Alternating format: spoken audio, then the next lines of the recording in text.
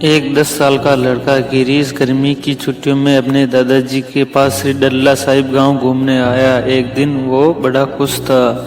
उछलते कूदते वो दादाजी के पास पहुंचा और बड़े गर्व से बोला, जब मैं बड़ा होऊंगा तब मैं बहुत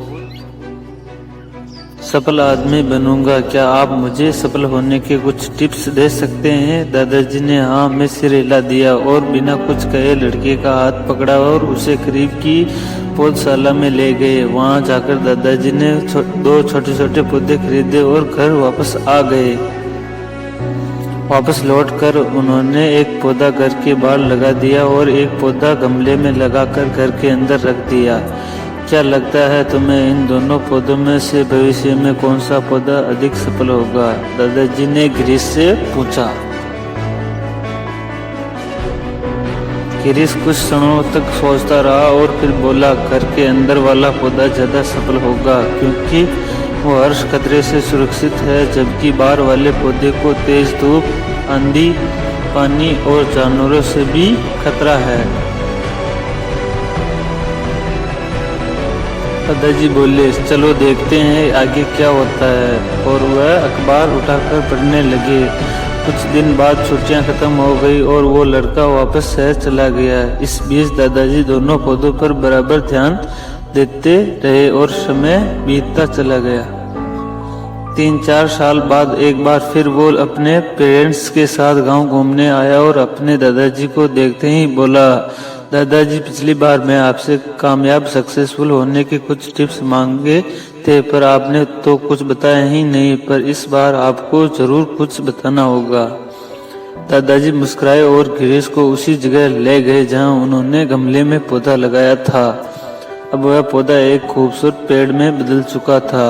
गिरीश बोला, देखा दादाजी, मैंने कहा था ना कि ये वाला पौधा ज्यादा सफल होगा। अरे पहले बाहर वाले पौधे का हाल भी तो देख लो। और यह कहते हुए दादाजी गिरीश को बाहर ले गए। बाहर एक विशाल वृक्ष गर्भ से खड़ा था। उसकी शाखाएं दूर तक फैली थी और उसकी छांव में खड़े राहगीर आराम से बातें कर रहे थे। अब बताओ कौन सा पौधा ज्यादा सफल हुआ? दादाजी ने पूछा। बाहर वाला। लेकिन ये कैसे संभव है? बाहर तो उसे न जाने कितने खतरों का सामना करना पड़ता होगा। फिर भी गिरीश आश्चर्य से बोला। दादाजी मुस्कुराए और बोले, हाँ, लेकिन चुनौती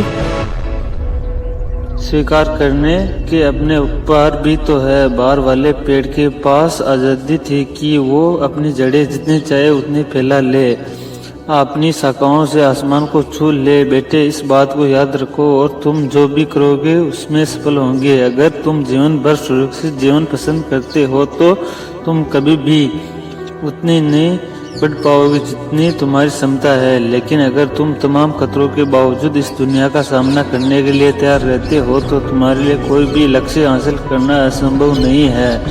गिरीश ने लंबी सांस ली और उस विशाल वृक्ष की तरफ देखने लगा। वो दादाजी की बात समझ चुका था। आज उसे सफलता का एक बहुत बड़ा सबक मिल गया। शिक्षा। दोस्तों, भगवान ने हमें एक अर्थपूर्ण जिंदगी जीने के लिए बनाया है, लेकिन दुर्भाग्य से अधिकतर लोग डर डर के जीते हैं और कभी भी अपनी पूरी संभावनाओं को महसूस नहीं कर पाते। इस बेकार के डर को पीछे छोड़िए। जिंदगी जीने का असली मजा तभी है जब आप वो सभी कुछ कर पाए जो सब कुछ आप कर सकते हैं, वरना 2 वक्त की रोटी का जुगाड़ तो कोई भी कर लेता है। इसलिए हर समय सुरक्षित रहने के चक्कर में मत पड़े रहिए। जोखिम उठाइए, खतरा लीजिए और विशाल वृक्ष की तरह अपनी जिंदगी को बड़ा बनाइए।